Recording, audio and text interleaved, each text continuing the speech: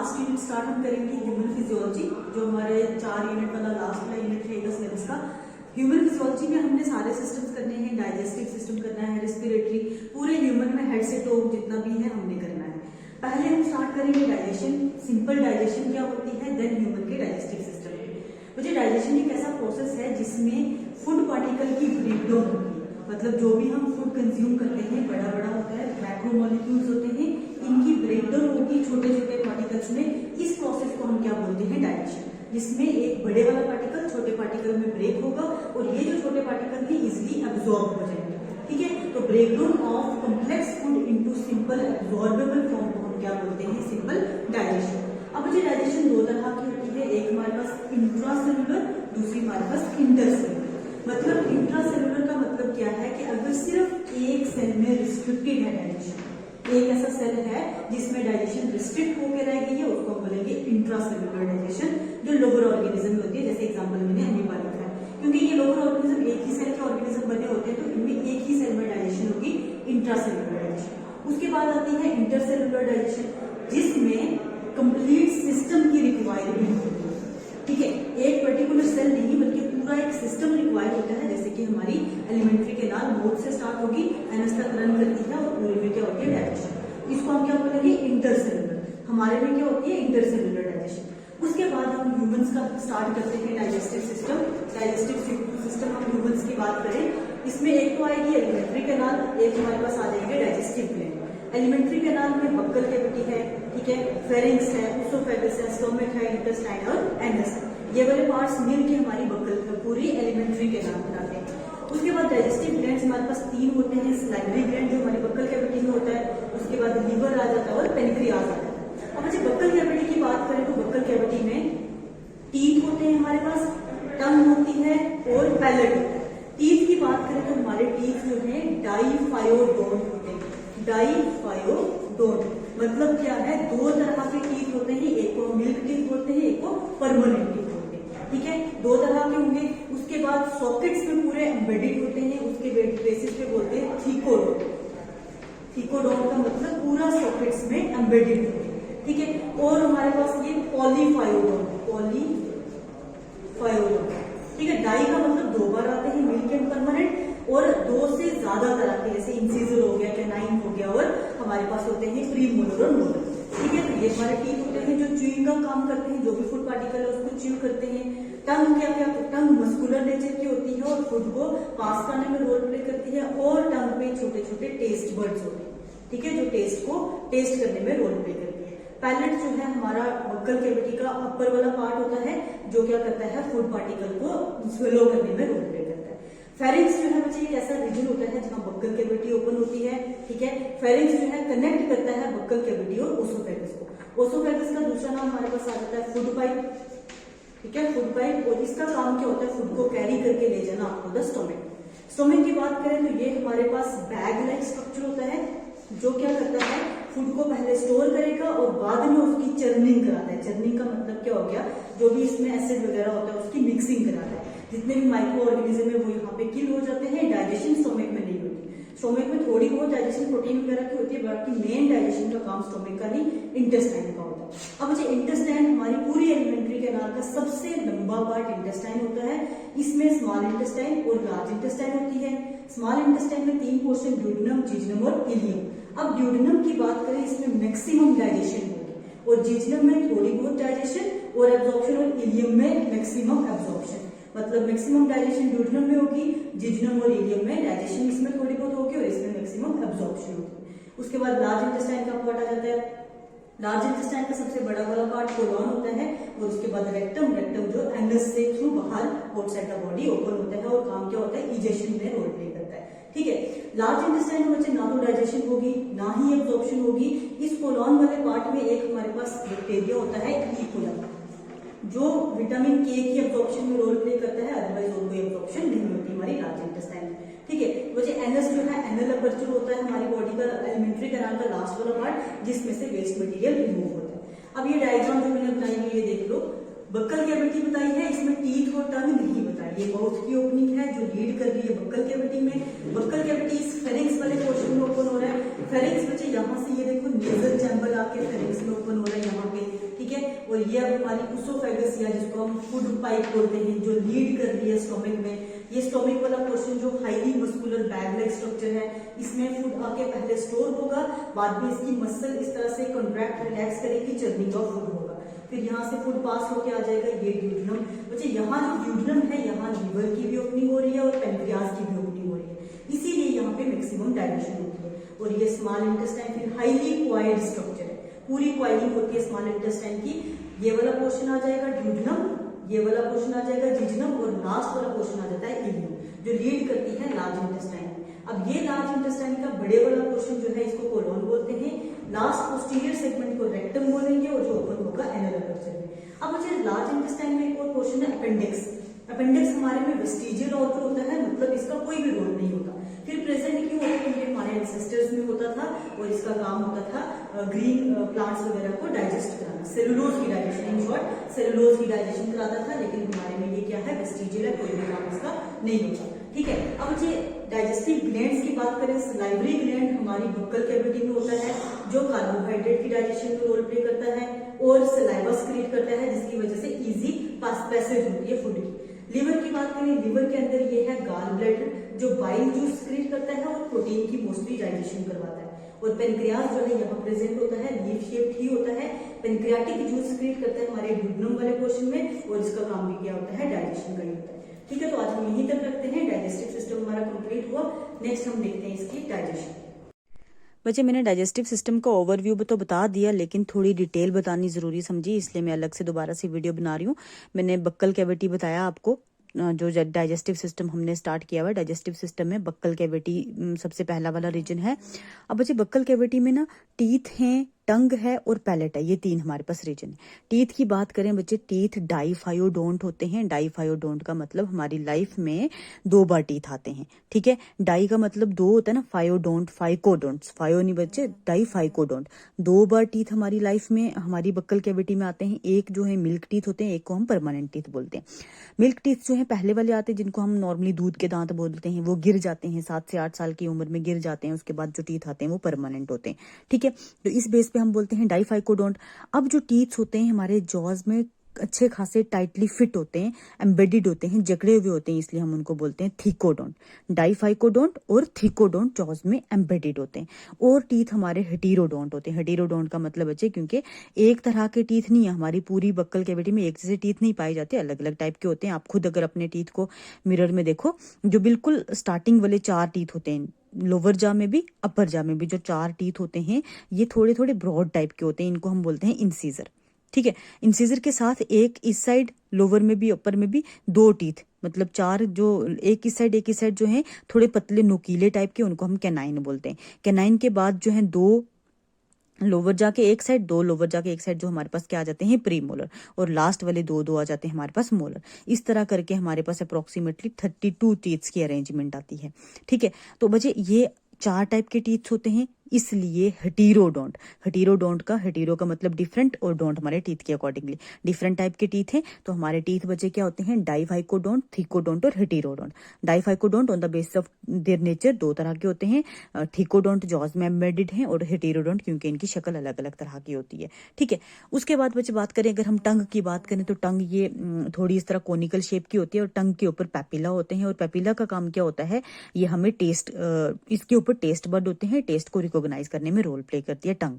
ठीक है, टंग का और ज्यादा रोल नहीं होता, हाईली मस्कुलर नेचर की होती है, और टंग को जो है स्वलोइंग में पर्टिकुलरली रोल प्ले करती है। उसके बाद बच्चे आ जाता है पैलेट। पैलेट हमारी बक्कल कैविटी का रूफ बनाता है, मतलब टॉप वाला पोर्शन जो होता है पैलेट होता है। पैलेट में बच्चे 2 रीजन आ जाते हैं, हार्ड और सॉफ्ट। हमारे टीथ के पास जो या एंटीरियर मोस्ट रीजन हार्ड होता है, पीछे वाला रीजन थोड़ा सॉफ्ट होता है, और इसका काम भी क्या होता है, स्वलोइंग में रोल प्ले करता है। उसके बाद बच्चे आ जाता है फेरिंग्स वाला रीजन। अब फेरिंग्स एक ऐसा रीजन है जहां पे हमारी फूड पाइप ओपन होती है।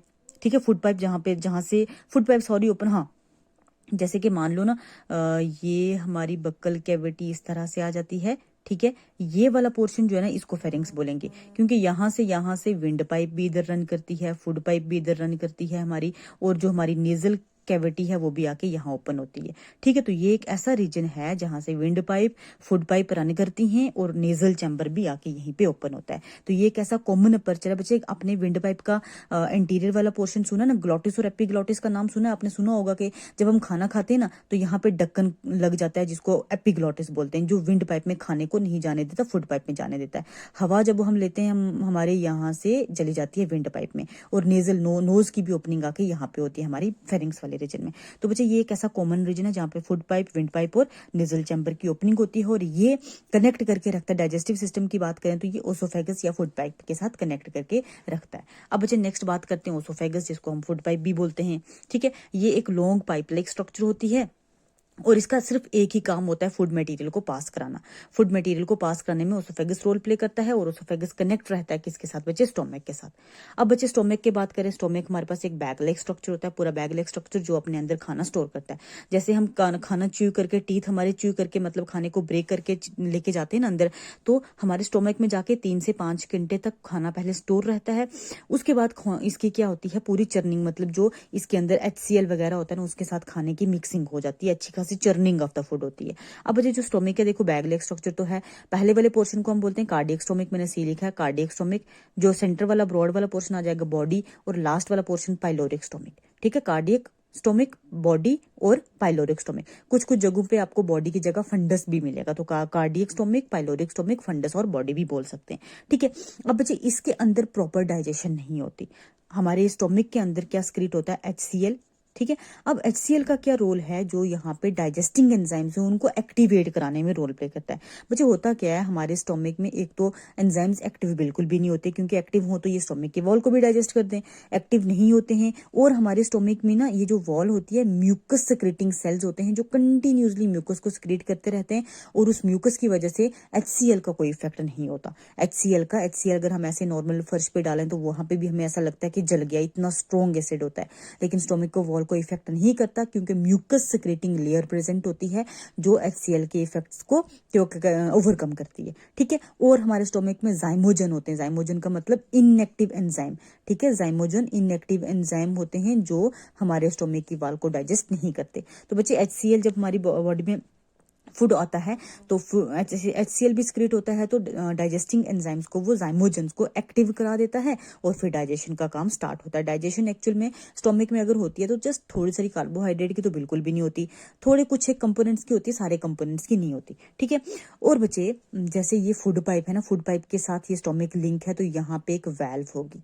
अब इस वेल्व का काम क्या? जैसे खाना यहाँ से आया, खाना पूरा एंटर किया स्टोमक के अंदर, स्टोमक के अंदर जो खाना चला गया इसको रिफ्लक्स नहीं होने देती, बैक फ्लो को प्रिवेंट करती है वेल्व।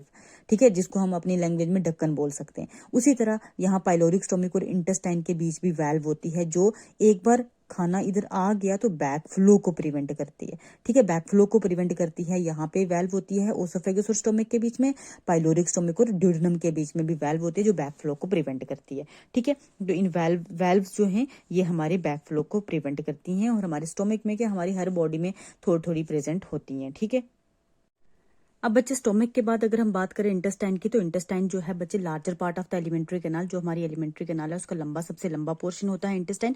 इंटेस्टाइन बच्चे 2 रीजन्स में डिफरेंशिएट होती है, एक को हम बोलते हैं स्मॉल इंटेस्टाइन, दूसरे को हम बोलते हैं लार्ज इंटेस्टाइन। स्मॉल इंटेस्टाइन बच्चे जो है वो लार्ज इंटेस्टाइन के कंपेरिजन में ज्यादा लंबी होती है, और 3 रीजन्स में डिवाइड होती है, ड्यूडेनम, जेजुनम और इलियम। ठीक है, अब बच्चे जो ड्यूडेनम है इसमें लीवर और पेनक्रियाज ओपन होते हैं, लीवर और पेनक्रियाटिक डक्ट्स जो है वो ड्यूडेनम में ओपन होती हैं, जिसकी वजह से जो जूसेस हैं, बाइल जूस हो गया या पेनक्रियाटिक जूस है, वो ड्यूडेनम में आएगा, और इस वजह से ड्यूडेनम में होती है मैक्सिमम डाइजेशन। सबसे ज्यादा डाइजेशन कहाँ पे होती है? ड्यूडेनम वाले पार्ट में। उसके बाद बच्चे सेकंड वाला पार्ट आ जाता है, जेजुनम वाला आता है, जहां थोड़ी बहुत डाइजेशन होती है और एब्जॉर्प्शन जो है मैक्सिमम होती है। ठीक है, और लास्ट वाला पार्ट जो आता है इलियम, स्मॉल इंटेस्टाइन का लास्ट पार्ट इलियम, जहां पे क्या होती है? Maximum absorption of the food होती है। और बच्चे जो स्मॉल इंटेस्टाइन है हाईली क्वाइल्ड स्ट्रक्चर होता है, हाईली क्वाइल्ड स्ट्रक्चर होता है क्योंकि काफी लंबा है, तो इसने अपनी बॉडी को हमारी बॉडी में एडजस्ट करना होता है, इस तरह से काफी लंबा हाईली क्वाइल्ड स्ट्रक्चर होता है। उसके बाद बच्चे अगर हम बात करें लार्ज इंटेस्टाइन की, तो लार्ज इंटेस्टाइन के भी 3 रीजन होते हैं, एक होता है कोलोन, जो मैक्सिमम पार्ट होता है, दूसरा होता है रेक्टम और तीसरा हमारे पास अपेंडिक्स। कोलोन जो है बच्चे मैक्सिमम पार्ट होता है लार्ज इंटेस्टाइन का, जिसके अंदर इकोलाई बैक्टीरिया होता है और थोड़ी बहुत विटामिन के की एब्जॉर्प्शन कराता है। इसके अलावा और कोई भी एब्जॉर्प्शन नहीं होती। वेस्ट मटेरियल जो एब्जॉर्ब हो जाता है ना स्मॉल इंटेस्टाइन में और जो बच जाता है वो कोलोन में आता है। और रेक्टम में बच्चे वो वेस्ट मटेरियल कुछ टाइम तक स्टोर रहता है, उसके बाद इजेशन हो जाती है, आउटसाइड हो जाता है, एलिमिनेट बॉडी से एलिमिनेट हो जाता है, बट कुछ टाइम तक रेक्टम में वेस्ट मटेरियल जो है वो स्टोर रहता है। और थर्ड वाला जो बच्चे पार्ट है अपेंडिक्स, ये वेस्टिजियल होता है। ये हमारी बॉडी में बिल्कुल भी कोई काम का नहीं होता, लेकिन हमारी बॉडी में प्रेजेंट है क्योंकि हमारे एंसेस्टर में ये फंक्शनल था। हमारे में क्या है, वेस्टिजियल है, कोई काम नहीं होता। कभी कभार इन्फेक्शन हो जाती है और इसको रिमूव कराना पड़ता है, अपेंडिक्स को बॉडी से रिमूव कराना पड़ता है। ठीक है, उसके बाद बच्चे लार्ज इंटेस्टाइन का एक ही रोल है, हमारे पास करता है वेस्ट मटेरियल को आउटसाइड द बॉडी और एनएस के थ्रू ओपन होती है। ये लार्ज इंटेस्टाइन जो है एनएस के थ्रू ओपन होती है आउटसाइड द बॉडी। ठीक है, उसके बाद बच्चे बात करें अगर हम डाइजेस्टिव ग्लैंड्स की, तो डाइजेस्टिव ग्लैंड्स हमारे पास 3 होते हैं मेन। एक आता है, पहले हम बात करते हैं सलाइवरी ग्लैंड की। बच्चे सलाइवरी ग्लैंड हमारी बक्कल कैविटी में ओपन होता है। ठीक है, और ये टाइलिन स्क्रीट करता है, या फिर उसको बोलते हैं सलाइवरी अमाइलेज और टाइलिन स्क्रीट करता है, जिसको हम नॉर्मली सलाइवा भी बोलते हैं। ठीक है, जो हमारे बक्कल कैविटी में, जो हमारे जिसको नॉर्मली हम थूक बोलते हैं ना, ठीक है, सलाइवा जो है वो स्क्रीट करता है हमारे पास सलाइवरी ग्लैंड, और जिसकी वजह से इजी स्वेलोइंग होती है और सिर्फ कार्बोहाइड्रेट डाइजेशन में रोल प्ले करता है। बाकी ना तो प्रोटीन पे कोई इफेक्ट होता है ना फैट्स पे कोई इफेक्ट होता है। अब बच्चे जो सलाइवरी ग्लैंड है, ये 3 पार्ट्स से मिलके बनता है, एक पैरोटिड, एक सबलिंगुअल, एक हमारे पास सब मैक्सिलरी। पैरोटिड बच्चे हमारे ईयर के पास होता है, मतलब इंटरनली एयर के नीचे होता है। सबलिंगुअल हमारी टंग के नीचे होता है और सब मैक्सिलरी हमारी जॉज के नीचे होता है। ठीक है, तो यहाँ तक था बच्चे सलाइवरी ग्लैंड। अब हम बात करते हैं लिवर और पेनक्रियाज की। बच्चे सलाइवरी ग्लैंड के बाद नेक्स्ट अगर हम बात करें तो हमारे पास गैस्ट्रिक ग्लैंड आते हैं। ये कौन से ग्लैंड, जो हमारे स्टोमक में कुछ एक डिफरेंट टाइप के सेल्स हैं जो स्टोमक में सिक्रेशन क्रिएट करते रहते हैं। जैसे कि पहले नंबर पे आ जाता है जाइमोजन, या जिनको हम प्रो एंजाइम्स बोलते हैं। ये जाइमोजन या प्रो एंजाइम्स क्या होते हैं, इनको हम इनएक्टिव एंजाइम, मतलब ये स्टोमक में जब प्रेजेंट होते हैं इनएक्टिव फॉर्म में प्रेजेंट होते हैं। जब इनको पर्टिकुलर खाना मिलता है उसके बाद इनकी एक्टिवेशन होती है। ठीक है, तो इनएक्टिव एंजाइम्स को हम प्रो एंजाइम्स या जाइमोजन्स बोलते हैं। जैसे कि फॉर एग्जाम्पल पेप्सिनोजन और प्रोरेनिन, ये 2 टाइप के सेल्स जो होते हैं, पेप्सिनोजन एक्टिव होकर पेप्सिन बनाता है और प्रोरेनिन एक्टिव होकर रेनिन बनाता है। अब इनकी फंक्शनिंग कब होती है बच्चे, जो हम इसके नेक्स्ट टॉपिक रहेगा ना हमारे पास डाइजेशन ऑफ फूड, जिसमें हमने डाइजेशन ऑफ कार्बोहाइड्रेट अलग करना है, डाइजेशन ऑफ प्रोटीन फैट अलग अलग करने हैं, उसमें बताऊंगी पेप्सिनोजन का एक्ट कहाँ पे होता है, प्रोरेनिन का एक्ट कहाँ पे होता है। अभी जस्ट आप याद रखो कि पेप्सिनोजन एक हमारे पास इनएक्टिव एंजाइम होता है और प्रोरेनिन हमारे पास इनएक्टिव एंजाइम होता है, जो नॉर्मली इनएक्टिव में रहते हैं, बाद में एक्टिव हो जाते हैं फॉर डाइजेशन। ठीक है, उसके बाद स्टोमक में हमारे बच्चे ऑक्जेंटिक सेल होते हैं। ऑक्जेंटिक सेल जो हमारी स्टोमक में HCl को सिक्रेट करते रहते हैं, और HCl जो है हमारे स्टोमक की भी pH मेंटेन करके रखता है। ठीक है, और ये जो HCl है ये इनएक्टिव एंजाइम्स को एक्टिव कराने में रोल प्ले करता है। ठीक है, उसके बाद बच्चे और है हमारे पास गोबलेट सेल्स होते हैं, जो म्यूकस सिक्रेट करते रहते हैं। और मैंने थोड़ी देर पहले भी बताया था आपको कि म्यूकस क्या करता है, हमारे स्टोमक की, जो हमारा स्टोमक है इसकी वॉल को इसी के एंजाइम की डाइजेशन से प्रिवेंट करता है। तो प्रिवेंट इट्स डाइजेशन या prevent the digestion of stomach wall from its own enzyme, अपने ही एंजाइम से स्टोमक की डाइजेशन को प्रिवेंट करता है। ठीक है, उसके बाद बच्चे आ जाता है हमारे पास नेक्स्ट जो ग्लैंड है वो हमारे पास लिवर आ जाता है। Liver largest gland of the body, इसको कंसिडर करते हैं कि हमारी बॉडी का सबसे बड़ा ग्लैंड है। और इसकी 2 लोब्स होती हैं, लिवर की 2 लोब्स होती हैं, एक लेफ्ट लोब होती है, एक राइट लोब होती है। गाल ब्लैडर राइट लोब के अंदर प्रेजेंट होता है और gall bladder continuously bile juice secrete करता रहता है और बाइल जूस जो है डाइजेशन में रोल प्ले करता है। ठीक है, तो इस तरह से लीवर का काम होता है। देन उसके बाद बात करें हमारे पास पेनक्रियाज आ जाता है। पेनक्रियाज सेकंड लार्जेस्ट ग्लैंड आता है हमारी बॉडी का, जो ट्रिप्सिन और काइमोट्रिप्सिन को सिक्रेट करता है और ये भी डाइजेशन में ही रोल प्ले करता है। इसके जूसेस किस पर्टिकुलर फूड की डाइजेशन में रोल प्ले करते हैं, ये हम डाइजेशन ऑफ फूड में अलग से करेंगे। ठीक है, अभी जस्ट याद रखो 2 तरह के एंजाइम ये सिक्रेट करता है। उसके बाद इनको छोड़ के इंटेस्टाइन में हमारे पास ब्रूनल ग्लैंड होता है, जो सिक्रेट करता है एंटेरोकाइनिन और क्रिप्टोफलिबर्गन। ठीक है, 2 तरह की सिक्रेशन होती हैं, एंटेरोकाइनिन और क्रिप्टोफलिबर्गन। सिक्रेट कौन करता है, ब्रूनर्स ग्लैंड, और प्रेजेंट कहाँ पे होते हैं, ये इंटेस्टाइन में होते हैं। ठीक है, पर्टिकुलरली स्मॉल इंटेस्टाइन में, लार्ज इंटेस्टाइन में नहीं होते। ठीक है, तो ये थे हमारे पास डाइजेस्टिव ग्लैंड्स। अब इसके बाद हमारे पास आ जाएगा डाइजेशन ऑफ फूड। तो डाइजेस्टिव सिस्टम जो था वो हमारे पास यहाँ तक कंप्लीट होता है। कोई भी कंफ्यूजन होगी तो आप मुझे पूछ सकते हो। Thank you so much.